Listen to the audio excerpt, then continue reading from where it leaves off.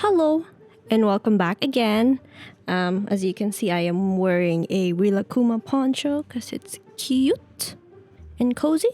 I got some fake fireplace in the background, and today we're gonna read some more horror stories from Reddit. I'm probably gonna change it up and scour some more scary stuff from internet. But at the moment, I'm loving Reddit so much. And today's theme are scary stories from Thailand. I love Thailand. I've never been there, but I would love to go visit. So today we're gonna read something scary from that wonderful country. Okay, so this first one comes from Ghost Stories, and the username is called Paid to Get Rich. And this was posted 114 days ago. The title is called My Dad's Ghost Story, and this is an experience. Hello everyone. I've always wanted to share this story that my dad would always tell us. So as a child, my dad lives in Thailand with his mom, my grandmother, and she has a farm at that time and would be there most of the day. My dad, on the other hand, would go with her at times but would go home earlier than my grandmother would. So at this particular time, it was around 8 p.m. nighttime and my dad's walking home by himself. He arrives home but the doors are locked. The doors there at that time were different. You can only lock from inside. Note this all happened around the 90s in Thailand, but the doors are never locked when they're out and about. This time it was locked. Most Thailand houses in villages are built in straws and haze, so you can literally peek inside through cracks. So my dad did. He sees something that scared him for life.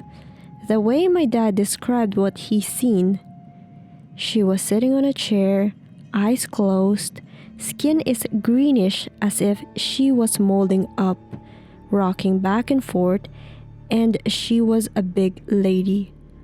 From there, he runs back to the farm, tells my grandmother, and they sleep at the farmhouse. In Thailand, it's very common to see ghosts. One of the comments was like, I imagine they probably had to take some measures to cleanse their home. I wonder what made the entity or thing choose their place to begin with. I don't know what kind of entity that was. I can just assume it's some sort of ghost. You know what's creepy? You know what's really creepy is when when ghosts are like some entity rocks back and forth on a chair. Like there are some like horror movies where the old granny, I don't know why old grandmas are so scary. Like, oh my god, like I have a grandma, but like, you know, she's like the sweetest old lady, but but like old grannies from horror movies are kind of creepy sometimes. Well, I mean, it's a movie, so it has to be dramatic, but like I can't stand seeing that. I don't know why I started talking about like old grannies. That's not even the point of the story. It's literally like a ghost just took upon this poor lad's house. I mean, the poor dad's house. But I'm glad to know though that the father's grandma actually listened to him, and then they just slept at the farmhouse after that, because damn, I noticed this a lot, that sometimes adults, they don't listen to their younger kids, or like, you know, their family member or like friends sometimes of just like, oh, there's something there, don't go there. I don't know, maybe I watched too many like non-colored movies of you know what I'm talking about, when they just they just go into the house and they're like, let me buy that house. I know it's haunted, but I'll buy it. Not me though. Not me. You'll never catch me doing that. I will find out the house's history.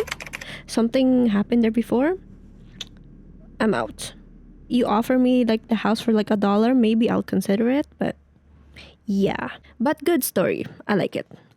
So another one, this is from Ghost Stories again, and the username is called Schwartzes, and they posted this 5 years ago. The title is called A Partel Story. This just happened to me last January. Me and my girlfriend flew to Phuket Island for a New Year vacation.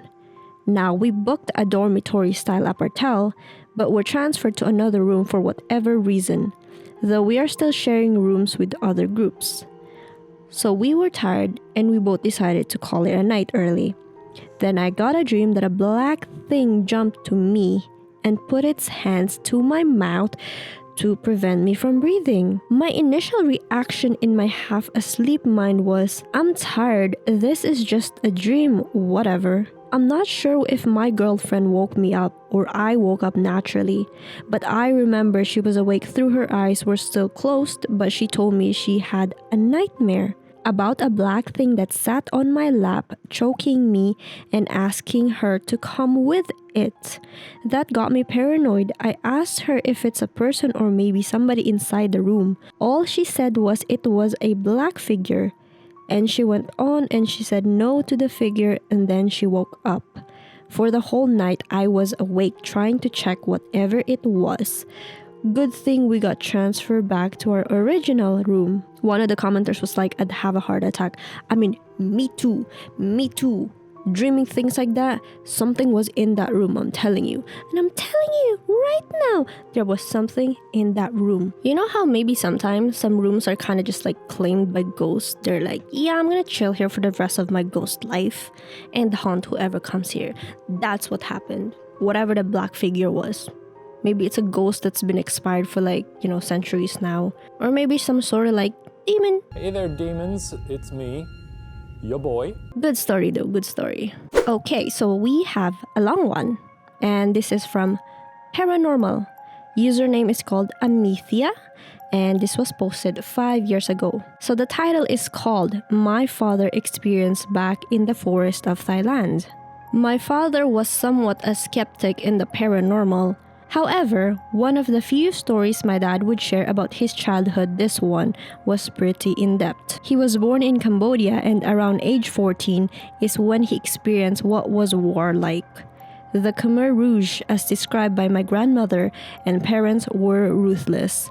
Often, families get separated, and because of that, my father's parents knew they had to get my father far from what was going to happen, as they were rudely awakened by Khmer Rouge trying to get in the house. My father could hear his parents constantly shouting at him to run so that he wouldn't have to see what was going to happen if he stick around longer. My dad told me this was the hardest part he ever had to do in his life, but he did. He ran from the thickest forest of Cambodia to make his way through Thailand. Halfway marked between Cambodia and Thailand, a few monks spotted my dad and asked him where he is heading by himself at this time of night. My dad, which understood Thai, told them about his situation, so they decided to walk with my dad where they would take him in and feed him, etc. As you can imagine, the forest is pretty thick and the sound of gunfire is echoing throughout. The monks would casually stop at times to pray because dead bodies would be found, and my father was freaking terrified by the sight of it like any kid would. As moments seemed like forever, the sun barely breaking through, my father heard like a faint female voice in this pitch-black forest. He looked up at the monks and noticed they started to chant and prayed because they heard it too. My father decided to stand in between the monks if anything happens. This is what my father had a hard time explaining to us. As the monks chanting and praying, they noticed there was movements coming above them. The trees started to shake, and my father told me he saw what he believed was a lady with super long hair, like the Grudge-looking lady. Oh my god. The monks decided to continue chanting, and the monks told my dad to not look at her or pay attention to her. They told him to chant and pray with them, so he did, and as they started chanting louder, the trees around them started to shake. At this moment, the monks told my dad to make a dash for it because the border of Thailand was just up ahead. This time around, my father was like, "You don't have to ask me twice." As he was running the entire time, he said that something was chasing him. He felt like something was nearly at his back but was far out of reach. He numbed out the pain from his feet and continued running, as if it felt like an eternity. He spotted some sunlight and pushed through the last few steps out of the forest. Whatever that was chasing him stopped, and my father decided to turn around. He spotted the monks coming out and he said they looked like they were fighting someone or something. My dad asked the two monks if they saw what he saw. They said yes, and they thought having him run ahead would keep whatever it was away. But they said once my dad took off running, that thing was chasing him the entire time. My father had other stories as well, but this one was a few that pushed me from being skeptic to somewhat a believer. Oh my gosh, a grudge looking lady chasing after you? Ooh, have you guys, oh my god, I don't want to even think about it. Have you guys watched The Grudge? Yeah, I don't even want to think about it, but like when I first saw that, how old was I? I was barely 10. And then you see the grudge crawling down the stairs, or like just crawling to you in general, and makes those like creepy noises. I'm gonna be editing this video, so I don't know if I'm gonna add the sound because I'm scared.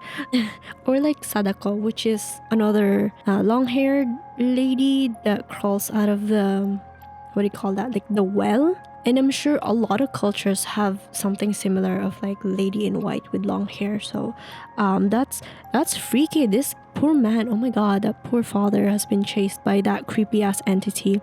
I don't know what I would do at that situation, but the fact that he found out that the monks were fighting it, wow. Honestly, that's just wow. It's not a vibe. Okay, so one of the commenters was like, all in one day, your father had his home invaded by a violent communist militia, had to choose to leave his family behind, and was chased by some sort of an entity out of in the forest. Man, that's one hell of a day. Your father must be a strong man. And I agree. I wouldn't know what I would have done. Actually, I would be running too, cause like I don't think I'll be happy at the fact that I'll satisfy this whatever the hell this thing was chasing me and got me. I don't know, that's just kind of embarrassing. Being caught by an entity, like no, honey. And the OP replied, despite the stuff that he went through, he was a pretty strict towards my siblings and I. If two were caught fighting, we all get in trouble. We would be so afraid of my dad. But as we gotten older, a lot of my older sister friends and my brother friends got along with my dad. He was a pretty funny guy. He was pretty much a funny guy as well. I remember craving something in the middle of the night, opening the fridge. My dad comes home and noticed I was in the kitchen, so he tiptoed to grab a stainless steel baking pan off the sink without making any noise, and as soon as I closed the damn fridge, he threw the baking pan on the floor, literally making this loud bang, and scared me shitless. He was laughing pretty hard. That's so sweet. Oh, that's so cute. That's very wholesome. I mean, the story of being chased by some sort of like white lady is not, but that's so sweet. Okay, so one of the commenters named My Spicy Chorizo. They said, my dad had a similar story to this. He also fled from the Khmer Rouge and witnessed many of the atrocities as he escaped to Thailand.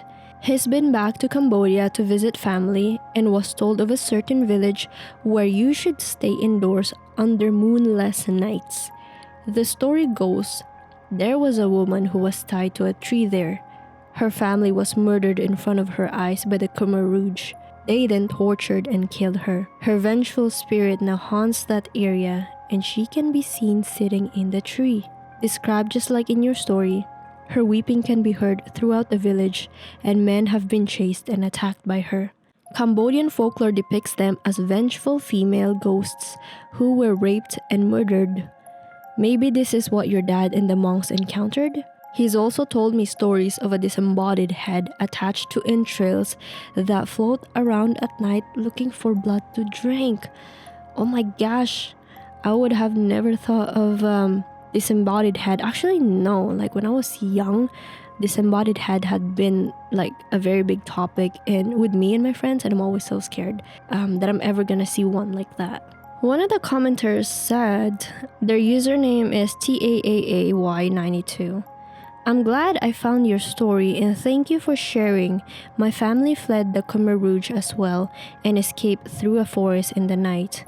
Ended up at a refugee camp near the border of Cambodia for 4 years before being sponsored to come to the US. They ended up in Michigan and eventually Wisconsin. Every time family talks about it, we say how it's a miracle they're alive today. My grandparents had a total of 10 children, and my family is huge now, but they were very close to being caught, and unfortunately, people in their village weren't so lucky. We recently visited my oldest aunt. She was 16 at the time and already married, so she stayed in Thailand. and she remembers more than her siblings and has stories. My mom asked her what she remembers, and it's horrible. It's part of our history. My family has mentioned some scary stories about Cambodia where you could hear a woman crying in the trees and stuff. When we visited my aunt a couple of years ago in Thailand, she told us how she has a young boy's spirit that watches or protects her house, and that different people have seen him in a dream or had weird stuff happen. It's one of those houses on stilts where the walls are just planks of woods with some windows, so you can pretty much see outside all the time. When we visited for 2 weeks, sure enough, a few of us had different experiences. Both my aunt and uncle saw this boy in their dream. I was woken up in the middle of the night because it felt like someone had shoved me while I was laying there. My mom felt someone sitting at the edge of her feet. We all had different experiences and it was crazy. Mr. Fire 999 said, the woman with the long hair is a common ghost throughout Southeast Asia. It's crazy because my parents and even grandmother talks about that ghost. Also on top of that, I hear other people's parents tell the same story. As for ghosts that were tied to trees to keep them there, that is a thing. One of the questions from the commenters, Wing Cross, was like, in the end, did your father find out what is the thing flying and reasons it was chasing him? I think the monks knew a lot more. Opie said, I agree about the monks knowing exactly what it was, and my dad being a kid, I assumed they didn't want to frighten him even more. As I got older, I also hear similar stories of long-haired women hanging around in the forests or woods in the Southeast Asia. From Laos, Cambodia, Thailand, and Vietnam, there is another common paranormal story in Thailand. It's about a lady being pregnant, waiting by the water dock for her husband to come home. That story gives me goosebumps as well. I honestly love this entire section. Oh my gosh, see, I'm telling you. Anything from Asia, any stories from Asia are scary as hell. You know, I'm not trying to say that Wests are not, but as an Asian person, we have a lot of scary stories, and I'm just gonna have to agree with that. But yeah, I'm actually happy that I got to read this story from the OP, and wow, I'm just like, wow, I'm happy that the father and his family survived at least. I can't imagine a life with war like that, and I'm very, very fortunate I never have to see something like that. And on top of that, to have an entity chase you, that's wild. That's crazy. So yes, that is the theme for today, is stories from Thailand. If you do have stories for me that you would like me to read, please send them my way.